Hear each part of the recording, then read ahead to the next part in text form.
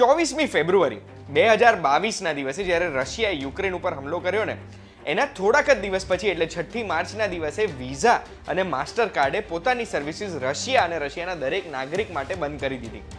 એનાથી રશિયાને એટલો મોટો ઝટકો લાગ્યો નહીં જેટલો લાગવો જોઈતો હતો, કારણ કે રશિયાનું પોતાનું ડેવલપ કરેલું એક પેમેન્ટ નેટવર્ક જેનું નામ મીર છે, એ મીર એ ટોટલ ટ્રાન્ઝેક્શનના 32% તો એ મીર જ કરતું હતું. જેવી રીતે રશિયાએ મીર ડેવલપ કર્યું છે એવી રીતે ચાઇનાએ યુનિયન પે કરીને પોતાનું એક પેમેન્ટ નેટવર્ક ડેવલપ કર્યું છે અને ભારતની પાછળ નથી, ભારતે રૂપે ડેવલપ કર્યું છે. તો આ પેમેન્ટ નેટવર્કનું કામ શું હોય? આ વિઝા, માસ્ટરકાર્ડ, રૂપે આ બધું કરતું શું હોય અને કેમ કોઈ પણ દેશને આત્મનિર્ભરતા માટે પોતાનું પેમેન્ટ નેટવર્ક કરવું પડે, એ જો તમે જાણવા માંગતા હોય ને તો ધ્યાનથી સાંભળજો. હું તમને એક વાત કહું, વીટીવી ગુજરાતી ન્યૂઝની દરેક અપડેટ સૌથી પહેલા જોવા માટે ફેસબુક પેજ ઉપર મેન્યુ દબાઈને મેનેજ ફોલો સેટિંગ્સ અને ન્યૂઝ ફીડમાં ડિફોલ્ટની જગ્યાએ ફેવરેટ્સ કરી દો. યુટ્યુબમાં બેલ આઇકન દબાવી દો અને રહો એકદમ અપડેટેડ. એક વાત કહું, આપનું સ્વાગત છે. મારું નામ છે ગુંજ ઠક્કર. કોઈ પણ ક્રેડિટ કાર્ડ કે ડેબિટ કાર્ડ લઈ લઈએ, એના ઉપર આ 5માંથી એક લોગો તમે આપણા દેશમાં જોયો જ હશે. કયા કયા? Visa, Mastercard, discover, American express કે પછી રૂપે. રૂપેને છોડીને બીજી 4 કંપનીઓ અમેરિકન કંપની છે જે દુનિયાભરમાં ચાલે છે અને એમાં વિઝા અને માસ્ટરકાર્ડ તો દુનિયાની સૌથી સક્સેસફુલ પેમેન્ટ નેટવર્કની કંપનીઓ છે. આપણે રૂપે વિશેની વાત કરીએ અને બીજી ઘણી બધી વાતોમાં જઈએ ને એ પહેલાં આ કંપનીઓનો રોલ શું છે પેમેન્ટમાં એ મારે તમને સમજાવવું છે. આમાં છે ને, માની લો મારી જોડે એક ક્રેડિટ કાર્ડ છે, જે ક્રેડિટ કાર્ડથી હું કોઈ પણ જગ્યાએ ખરીદારી કરવા ગયો છું. એ ક્રેડિટ કાર્ડ મને જે બેંકે આપ્યું છે એ બેંકને કહેવાય ઇશ્યુઅર બેંક. માની લો એ બેંકનું નામ આપણે પાડી દીધું ખર્ચા બેંક, કારણ કે એમાંથી ખર્ચો થવાનો છે. હવે એ ક્રેડિટ કાર્ડ મેં કોઈ પણ દુકાનમાં જઈને જો સ્વાઇપ કર્યું તો એ જે ટર્મિનલ ઉપર સ્વાઇપ થાય છે, એ જે મશીન ઉપર સ્વાઇપ થાય છે ને, એ ટર્મિનલને પોઈન્ટ ઓફ સેલ એટલે POS કહેવાય. એ સ્વાઇપ કર્યું છે મેં એટલા માટે કારણ કે હું સામેવાળા વ્યક્તિને, જે દુકાનદાર છે, જે મર્ચન્ટ છે, એને પૈસા આપવા માંગુ છું. મેં કાર્ડ સ્વાઇપ કર્યું છે એટલે મારા કાર્ડની બધી જ માહિતી એની મેગ્નેટિક સ્ટ્રીપમાં હોય કે એની ચિપમાં હોય, એ બધી માહિતી જતી રહેશે એ મર્ચન્ટ જે છે, દુકાનદાર, એની બેંક પાસે, એટલે અક્વાયરિંગ બેંક કે મર્ચન્ટ બેંક, જેને આપણે કમાણી બેંકનું નામ આપી દઈએ કારણ કે અત્યારે પૈસા કમાવાની છે. તો એ કમાણી બેંક પાસે બધી ડિટેલ ગઈ ટ્રાન્ઝેક્શનની. તો એ કમાણી બેંક જે છે, મર્ચન્ટની બેંક, એ શું કરશે? જે ક્રેડિટ કાર્ડનું નેટવર્ક છે એ નેટવર્કમાં આ મેસેજ ફોરવર્ડ કરશે કે યાર જો મારે આ વ્યક્તિ જોડે આ બેંકના ખાતામાંથી આટલી ઉઘરાણી છે, તમે મને પતાવી આપો. એ નેટવર્ક એટલે વિઝા, માસ્ટરકાર્ડ, રૂપે કે બીજું કોઈ પણ પેમેન્ટ નેટવર્ક હોય એ શું કરશે? એટલે મારી બેંકમાં આ મેસેજ ફોરવર્ડ કરશે. એ મેસેજ ફોરવર્ડ કરશે અને કહેશે કે જો આ વ્યક્તિએ આ OTP એન્ટર કર્યો છે, આ પિન એન્ટર કર્યો છે, આ એમની કાર્ડની માહિતી છે, શું આ OTP ને પિન તમે જ આપેલો? બેંક કહેશે હા. તો પછી કહેશે તો આ કાર્ડ છે, આ અકાઉન્ટ છે, એમાં જુઓ તો આટલા પૈસા છે કે નહીં. અગર પૈસા હોય તો એ પૈસા એક્વાયરિંગ બેંક એટલે કમાણી બેંકમાં ટ્રાન્સફર કરો. અગર એટલા પૈસા નથી તો ટ્રાન્ઝેક્શનને ડિક્લાઇન કરો.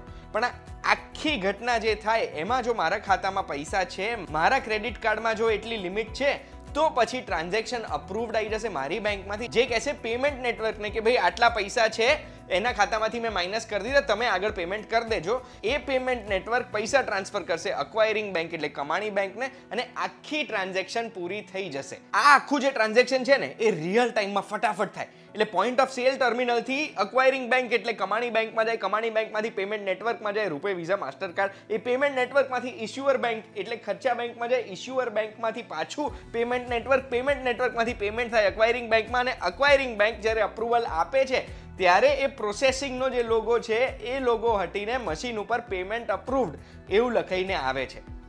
આ જે આખી ઘટના થઈને આમાં પેમેન્ટ નેટવર્ક પ્રોવાઈડરની બહુ જ મોટો રોલ આવે છે. નેટવર્ક પ્રોવાઈડર જો આ મેસેજ નથી આપી શકતું તો પછી એક બેંક બીજા બેંકની જોડે પેમેન્ટ કઈ રીતે લેશે? તમને એ જ સવાલ થયો છે ને કે આખી પ્રોસેસ કરવા માટે પેમેન્ટ નેટવર્કને શું મળે ને આ બધી બેંકોને શું મળે આ મશીન મૂકવા માટે ને કાર્ડ ઇસ્યુ કરવા માટે? તો એ દરેક એન્ટિટીનું જે કમાણીનું સાધન છે એને કહેવાય છે MDR કે પછી મર્ચન્ટ ડિસ્કાઉન્ટ રેટ, જે દરેક ટ્રાન્ઝેક્શનના 3% સુધીનું હોય છે અને જે રૂપેના કાર્ડમાં હોતું જ નથી. આ જે મર્ચન્ટ ડિસ્કાઉન્ટ રેટ છે એ જે તે દુકાનદાર છે એ દુકાનદારને એટલા પૈસા કપાઈને મળવાના છે એની બેંકમાંથી. પણ એ મર્ચન્ટ ડિસ્કાઉન્ટ રેટની ડિટેલમાં વાત આપણે પછી કરીએ. હવે આપણે પાછા આવી જઈએ પેલા 5 કાર્ડ નેટવર્ક ઉપર. એ 5માંથી રૂપે તો આપણું ભારતીય છે, રૂપેની વાત આપણે કરીએ. એના સિવાય જે 4 અમેરિકન કંપની રહી ને એમાં વિઝા 2021ના નવેમ્બરમાં રોયટર્સે એક રિપોર્ટ પબ્લિશ કરી હતી, એક્સક્લુઝિવ હતી, જેમાં એમણે કીધું કે વિઝા અમેરિકન ગવર્મેન્ટને કમ્પ્લેન કરે છે કે ભારતમાં અમને એક લેવલ પ્લેઇંગ ફિલ્ડ નથી મળી રહી, ભારતમાં રૂપેને પ્રમોટ કરવામાં આવે છે. એનાથી થોડું હજુ પાસ્ટમાં જઈશું તો જુલાઈ મહિનામાં માસ્ટર કાર્ડ ઉપર રિઝર્વ બેંક ઓફ ઇન્ડિયાએ નવા કસ્ટમર્સ ઓનબોર્ડ કરવાની બેન લગાડી દીધો. કેમ? કારણ કે ભારત સરકારનો રિઝર્વ બેંક ઓફ ઇન્ડિયાનો એક ઓર્ડર હતો કે કોઈ પણ કાર્ડ નેટવર્ક હોય એમણે આપણા દેશના નાગરિકોનો ડેટા આપણા દેશની અંદર જ સેવ કરવાનો. માસ્ટર કાર્ડે ના કરી શકી, આપણો ડેટા બહાર સેવ કરતા હતા એટલે નવા કસ્ટમર્સ લેવાની ના પાડી દીધી. હજુ આપણે થોડું પાછળ જઈશું તો એપ્રિલ 2021માં અમેરિકન એક્સપ્રેસ અને ડાઇનર્સ ક્લબના કાર્ડના નવા કસ્ટમર્સ ઓનબોર્ડ કરવાની મંજૂરી કેન્સલ કરી દીધી હતી આરબીઆઈએ. સેમ કાયદો કે ડેટા લોકલાઇઝેશન નતા કરતા, એ આપણા દેશના નાગરિકોનો ડેટા આપણા દેશમાં સેવ નતા કરતા. ફરી યાદ કરાવો, માસ્ટર કાર્ડ, વિઝા આ એ જ કંપનીઓ છે જે લોકોએ રશિયામાં પોતાના ટ્રાન્ઝેક્શન ઉપર બેન કર્યો છે કે રશિયામાં અમે તમને નવું ટ્રાન્ઝેક્શન નહીં કરવા દઈએ કોઈ પણ જાતનું. એ બધી કંપનીઓ જે કદાચ દુનિયાના આજે કાર્ડ નેટવર્કમાં સૌથી પાવરફુલ પ્લેયર્સ હશે, એ પ્લેયર્સ ઉપર રોક લગાવવાની કે એ પ્લેયર્સને એવું ફીલ કરાવવાનું કે એમને ભારતમાં ધંધો કરવામાં લેવલ પ્લેઇંગ ફિલ્ડ નથી મળતું, એના માટે આટલો બધો પાવર આવ્યો ક્યાંથી? જ્યારે આપણો કોઈ પણ મિત્ર બહુ પૈસા કમાવા લાગે અને એટીટ્યુડ જાળવા લાગે તો આપણે એને એવું જ કહીએ છીએ ને, આ રૂપે કા પાવર ઇધર મત દિખા. બસ આ પાવર રૂપેનો પાવર છે. કેમ રૂપેનો પાવર છે? વર્ષ 2017માં આપણા દેશના ટોટલ કાર્ડમાંથી 15% કાર્ડ હતા રૂપે કાર્ડ્સ, જે વર્ષ 2020 આવતા 60% ટોટલ કાર્ડ આપણા દેશમાં જે છે ને એ રૂપે નેટવર્ક વાળા કાર્ડ છે. તમે બી તમારું પોકેટ ચેક કરશો તો કોઈ પણ એક ડેબિટ ક્રેડિટ કાર્ડ હશે, એમાં ચેક કરજો કઈ કંપનીનું કાર્ડ છે, કયું કાર્ડ નેટવર્ક છે એમાં. એટલું જ નહીં, પ્રધાનમંત્રી જન ધન યોજનામાં આજના આંકડા પ્રમાણે આપણે જોઈએ ને તો 31.66 કરોડ રૂપે કાર્ડ્સ લોકોને આપવામાં આવ્યા છે, ઇસ્યુ કરવામાં આવ્યા છે. હજુ થોડું પાસ્ટમાં જઈએ તો 1 જાન્યુઆરી 2020થી આપણા દેશની સરકારે એવું જાહેર કર્યું હતું કે રૂપે કાર્ડ્સમાં એમડીઆર એટલે મર્ચન્ટ ડિસ્કાઉન્ટ રેટ જ નહીં લાગે રૂપેના ડેબિટ કાર્ડ્સમાં. તો તમે સવાલ એ જ કરશો ને તો પછી આ કમાશે ક્યાંથી બધા? તો એનો જવાબ હું આગળ આપું છું જ્યારે મર્ચન્ટ ડિસ્કાઉન્ટ રેટ તમને ડિટેલમાં સમજાઈશ. અને જો હજુ પણ આપણે પાછળ જઈએ ને જુલાઈ 2019 સુધી જઈએ ને તો આપણા દેશમાં એક નવો કાયદો એવો બન્યો હતો કે કોઈ પણ કંપની જેનું ટર્નઓવર 50 કરોડથી વધુ હોય ને એ કંપનીએ કમ્પલસરી એના કસ્ટમર્સને રૂપેની પેમેન્ટ સર્વિસ આપવી પડશે અને યુપીઆઈની પેમેન્ટ સર્વિસ આપવી પડશે.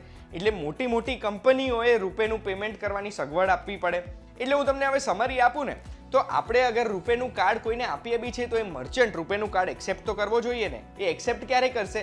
જ્યારે મર્ચન્ટ ડિસ્કાઉન્ટ રેટ નહીં હોય તો જ એને ઇન્સેન્ટિવાઇઝ થશે કે યાર મારે રૂપેનું કાર્ડ લેવું છે, એટલું 1%, 2% કે 3% મારી કમાણીમાં જ વધારે આવવાના છે, એટલો ખર્ચો એને નથી. મોટી કંપનીઓ ક્યારે રૂપે માટે ઇન્સેન્ટિવાઇઝ થશે? જ્યારે કાયદો બનશે. મોટી કંપનીઓ એટલે 50 કરોડથી વધુ ટર્નઓવર વાળી કંપનીઓએ રૂપેના પેમેન્ટ સ્વીકારવા પડશે પોતાના કસ્ટમર્સ જોડેથી. અને આ જ કસ્ટમર્સનું જે બેકિંગ છે અને રૂપે જે આપણા દેશમાં આટલા બધા કાર્ડ્સ થઈ ગયા છે એ પાવરના લીધે જ આજે માસ્ટર કાર્ડ હોય તો શું થયું? આપણા દેશના નિયમોનું પાલન એને કરવું જ પડશે. એ પાવર આપણા દેશ પાસે આવ્યો છે, રિઝર્વ બેંક ઓફ ઇન્ડિયા પાસે આવ્યો છે. રૂપે લોન્ચ ક્યારે થયું હતું? તો તમે આ કોર્પોરેશનનું નામ સાંભળ્યું જ હશે, national payment corporation of India કે પછી એનપીસીઆઈ. ફાસ્ટેગ એનપીસીઆઈનું એક પ્રોડક્ટ છે.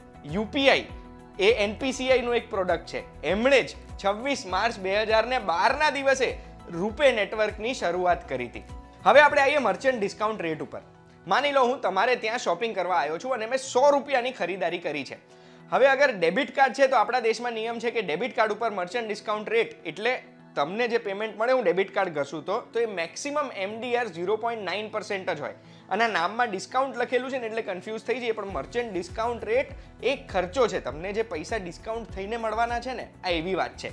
એટલે અગર મેં ડેબિટ કાર્ડ ઘસ્યું છે તો મેક્સિમમ તમને 99.10 પૈસા મળશે. એટલે તમારો ખર્ચો થયો 90 પૈસાનો. પણ જો એની જ જગ્યાએ હું ક્રેડિટ કાર્ડ અગર સ્વાઇપ કરું છું તો 1%થી લઈને 3% સુધીનો એમડીઆર રેટ હોય છે. એનો મતલબ છે કે તમને 100 રૂપિયાની ખરીદી હું કરીશ અને 100 રૂપિયાનું પેમેન્ટ સ્વાઇપ કરીશ તો તમને મળશે 97 થી લઈને 99 રૂપિયા સુધી. આ એમડીઆર છે અને આ જે રૂપિયા તમને ડિસ્કાઉન્ટ કરીને મળે છે એ જે પૈસા આવે છે એ પૈસા અક્વાયરર બેંક તમને ઓછા આપે છે. અને એ જે પૈસા અક્વાયરર બેંક એટલે તમારી જે બેંક છે તે એ 3 જણા વેચી લેશે. એટલે મારા કાર્ડ ઇસ્યુ કરનારી બેંક, તમને જે મશીન મૂક્યું છે એ બેંક અને ત્રીજું કાર્ડનું નેટવર્ક. આ જે એમડીઆર 0 કરી નાખ્યું છે આપણા દેશમાં રૂપે કાર્ડ્સ માટે થઈને, એ એમડીઆર 0 કરીને નુકસાન જવાનું છે બે બેંકને અને વચ્ચે કાર્ડ નેટવર્કને, તો એ નુકસાન બેંકોને ના થાય એના માટે સરકારે શું કીધું? સૌથી પહેલા તો એના માટે 1300 કરોડ રૂપિયા ફાળવવામાં આવ્યા. આ 1300 કરોડ રૂપિયા ટ્રાન્ઝેક્શન પર જે નુકસાન પહોંચે છે બેંક્સને, એ 1300 કરોડ રૂપિયા બેંક્સને ચૂકવવામાં યુઝ કરવામાં આવશે. અને બહુ જ સ્પષ્ટ એક ભાષામાં લાઈન લખેલી છે કે હવે આ કાર્ડ્સ યુઝ વધી જશે, એનાથી કેશ પ્રોસેસિંગ દરેક બેંકે ઓછું કરવું પડશે. કેશ પ્રોસેસિંગ ઓછું કરવું પડશે એટલે બેંકનો એટલો ખર્ચો બચી જવાનો છે. એટલે ત્યાં જે ખર્ચો બચશે એ આની સામે ઇઝીલી રાઇટ ઓફ કરી શકશે, અને એટલે અહીંયા કમાણી ઓછી થશે આ MDR ઉપર, તો બેંક્સને વાંધો નહીં આવે. અગર તમને લાગે છે કે રૂપે કાર્ડ્સ વિશેની પૂરેપૂરી માહિતી તમને આ એક જ વિડીયોમાંથી મળી ગઈ હોય ને, બસ તો આવા જ વિડીયો માટે એક વાત કહું, જોતા આવતા રહેજો. આપણે ફરી મળીશું. આજે હું તમને છે ને રૂપેના નામ વિશે પણ એક્સ્ટ્રા ઇન્ફોર્મેશન આપવાનો છું. રૂપીનો રૂ અને પેમેન્ટનું પે ભેગો કરીને રૂપે બનાવવામાં આવ્યું છે, એ તો તમે સમજી જ ગયા છો.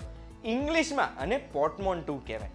પણ આમાં બીજી એક ઘટના એ થઈ રહી છે નામકરણમાં કે જે રૂ અને પે ભેગું કરીને રૂપે બનાવ્યું, એ રૂપે એક પણ થાય છે. આ પણ એક ઇંગ્લિશ વર્ડ છે. જ્યારે એક વસ્તુનો મતલબ બે થતા હોય, રૂપે એટલે રૂપી પેમેન્ટ, પણ એ રૂપે સાંભળીને આપણને તો રૂપિયા જ યાદ આવે ને.